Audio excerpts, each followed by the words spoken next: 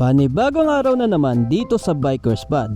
At for today's video ay ito ang kauna-unahan naming release ng Zontes 400G na white. Excited nga ako dito kasi ito yung first time na nagkaroon kami ng kulay white na Zontes 400G. Ang ganda nga ng kulay niya, white and gold combination. At syempre pa para ito sa client namin na Sir JR.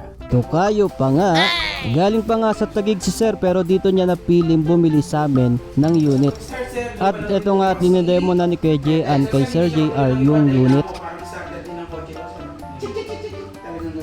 By the way guys, meron din pala kami ditong Zontes 400G na kulay gray at black. Kaya sa mga looking pa rin sa ganitong unit, available po sa amin. PM nyo na ako at i-assist ko kayo. At balik nga tayo dito sa napakaangas na motor ni Sir. Dalawang makasunod na pindot sir, mag-hindi lang. Yun lang siya. Opo sir. Dalawang pindot ulit sir, mag-hindi kaya. Kunya nag-release ka sir. Then isang pindot po ulit, steady po ulit, then isang pindot pa. So, asar, then ito pa sir. Kung may pinamili, gusto maglagay dito, masabi sir ha.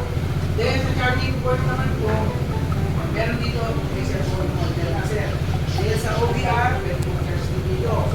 At pagkatapos nga ng mga demonstration at lahat ng proseso ay syempre pa picture taking na. Kaya muli ay congratulations kay Sir JR sa bagong-bago niyong Zontes 400G white. At thank you sa pagtitiwala sa amin sa Bikers Pod. Ride safe always.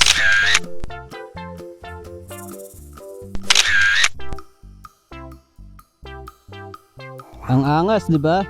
Sa mga interested sa Zontes 400G, PM nyo na ako.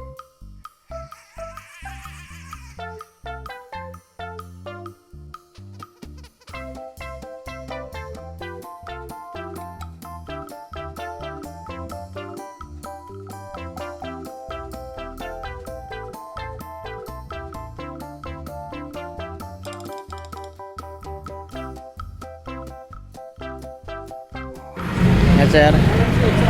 Apo MCX. Dito po. Tapos open canal sir. Ayan. Diretso na. Ayan po.